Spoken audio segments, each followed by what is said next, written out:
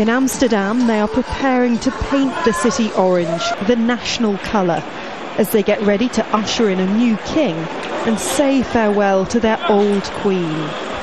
In January, Queen Beatrix told the Dutch people she would be abdicating after 33 years on the throne. Aan mijn zoon, de prins van Oranje. Her son, Willem-Alexander, will become the first Dutch king in more than 120 years. The announcement came as no big surprise to the people here, and that's because Dutch monarchs have a track record of abdicating, much more so than in any other European royal families. Both Queen Beatrix's mother and grandmother stepped aside to make way for their daughters. And Queen Beatrix leaves the monarchy in a safer position than when she came to the throne. Then the Netherlands was in a period of social turmoil, which prompted some to question the need for a royal family. And there is affection for the Queen in what is one of the most progressive societies in Europe.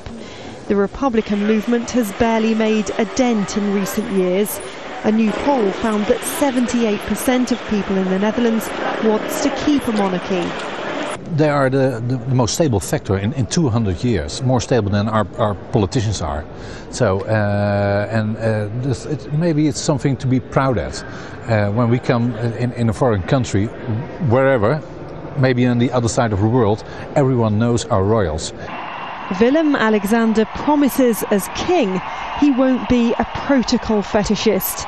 Many here hope he will be a thoroughly modern monarch while not abandoning tradition. Emma Hayward, Al Jazeera, Amsterdam.